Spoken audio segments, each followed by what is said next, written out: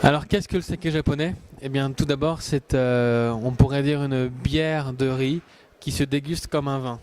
L'idée est vraiment ici d'avoir cette identité de terroir, puisque le riz, l'eau et le maître de chai sont les trois éléments pour faire un grand saké. Le riz apporte l'aromatique, l'eau apporte le caractère minéral et la texture en bouche, et le maître de chai va mettre en scène ces deux éléments pour produire une boisson absolument unique au monde. Et c'est ça qui m'a vraiment passionné dans cette boisson, c'est qu'elle reflète les us et coutumes locaux du Japon. De chaque eau minérale, de chaque type de cépage de riz, on en tire une vraie expression de terroir. Et c'est en cela que cette boisson est intéressante, parce que non seulement elle est digeste, raffinée et élégante, mais surtout eh bien, elle crée des émotions autour de l'exercice de l'accord mets et saké. On a vraiment des complicités avec la cuisine française assez remarquables, et d'où la création de ce concours où j'ai voulu effectivement proposer de découvrir cette boisson à mes confrères sommeliers, de leur démontrer que le saké est une boisson très gastronomique, d'où la création de Kura Master en 2017. Nous avons commencé en 2007 avec 55 membres du jury, et aujourd'hui c'est 102 membres du jury qui ont été présents ce matin. C'est pour dire tout l'enthousiasme que cette boisson suscite dans le métier de la sommellerie. Et ça pour moi c'est assez précieux.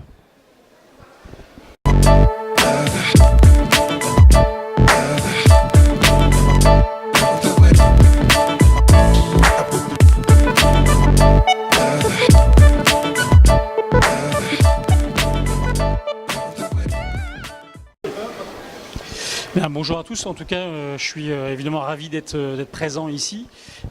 Intéressant les sakés, on est au tout début, au commencement finalement de ce que l'on peut trouver dans les différents produits. Il y a une multitude de variétés, une multitude de brasseries que l'on peut trouver au Japon, du nord au sud, une multitude de sources. C'est un pays qui est très montagneux, le Japon, et évidemment on peut avoir vraiment une variété assez incroyable, et donc du coup une multiplicité au niveau des accords, tant sur une cuisine plutôt bourgeoise, française, avec la volaille crémée, comme plutôt sur des fruits de mer, sur une viande par exemple très grasse, comme on peut avoir au Japon avec le Wagyu.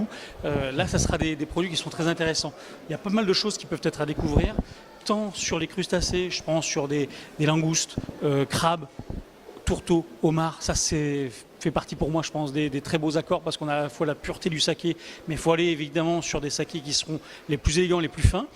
Et puis, il y a des sakés qui seront forcément avec un petit peu plus de puissance, tant au nez qu'en bouche, un peu plus d'alcool aussi, et pourquoi pas aller sur des plats justement un peu plus chauds. On peut jouer aussi sur les températures de service qui peuvent être intéressantes. Je préfère moi majoritairement servir les sakés avec une température un peu plus fraîche qu'une température un peu plus haute. Ça fait toujours un petit peu plus ressortir évidemment l'alcool, mais en tout cas je trouve que ça fait partie des belles dégustations où on peut goûter autre chose finalement que du vin.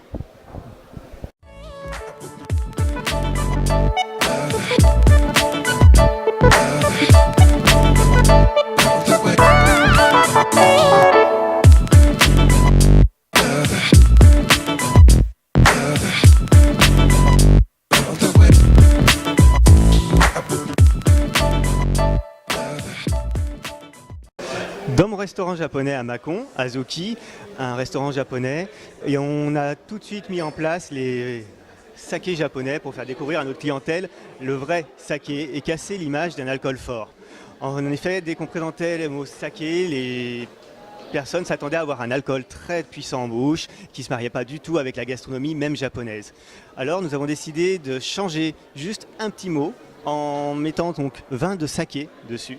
sur notre carte et de mettre beaucoup de références différentes. On a plus d'une 50aine de références et ça nous a permis de sonder un petit peu auprès de notre clientèle les saveurs qui plaisaient le plus au palais français. Nous avons donc une cuisine japonaise authentique, à la fois sur le chaud et le froid, donc passant par du poisson cru, des gyudon, des takoyaki. Et pour chaque plat, les accords vont être différents et ce ne sera pas le même saké qu'il faudra déguster. Nous avons donc pris le temps de sélectionner beaucoup de références et chaque année nous changeons notre carte pour proposer à chaque fois une découverte pour nos habitués. Le plus difficile dans la sélection des sakés, c'est de réussir à avoir des produits qui n'ont pas une attaque trop puissante au début pour plaire du coup aux Français, avoir quelque chose qui ne les brusque pas. Une fois qu'on a passé cette étape, la chance d'avoir quelqu'un qui va se retourner vers du saké va être beaucoup plus forte. Et on va ensuite avoir des personnes qui vont oser aller vers du Kimoto, du Muroka Genshu, du Namazume. Mais au début, il faut vraiment partir sur un Junmai léger pour permettre d'avoir, on va dire, une première approche tout en douceur.